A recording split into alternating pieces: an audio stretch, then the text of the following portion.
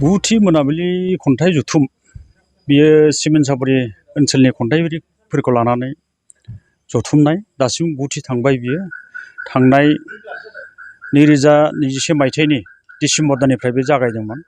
दिनै गुथि मोनफैबाय आरो दिनैहाय गुथि खन्थाइगिरि जथुमाव खन्थाइ मोनाबिलि जथुमाव गांनै बिजाब बेखेवनो हादों।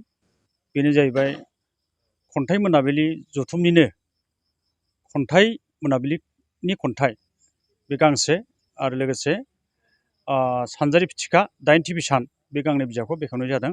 आरो बेवहाय जोंनि गागि थुनलाइगिरि बिरेन्द्र कुमार ब्रह्म, बाजेन्द्रनाथ ब्रह्म, भबेन्द्रनाथ दैमारि, जथिखा बसुमतारी, रत्नेस्वरी गयारी, बिमल मोसाहारी, देरसुमा बसुमतारी बिथांमोना नुजाथिनो हादों।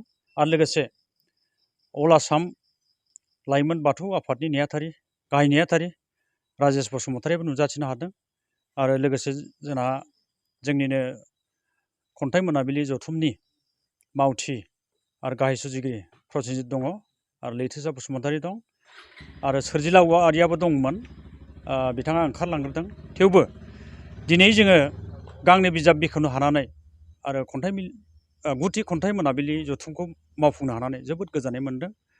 आं बेखिनिखौनो बुंनाय जाबाय। इयुनाव जोङो बेखौ दानफ्रोमबो खेबसे खेबसे खन्थाइ मोनाबिलि जथुमखौ खुंलांबाय थानो थाखाय थांखि लानाय जादों। आरो दिनै जों मोनसे रायज्लायबावदों जे फैगौ दानफोरनिफ्राय फ्राय दानसे दाननैनि उनावनो जोङो गांसे आरोबाव दानसेयारि लाइसि दिहुननो थाखाय जों थांखि लादों।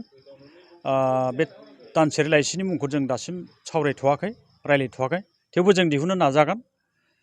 आरो जोंनि खन्थाइ मोनाबिलि जथुमखौ जोङो दानफ्रोमबो लांदां खालामालासिनो बा गेप खालामालासिनो लांबाय थानो थाखाय नाजानाय जादों।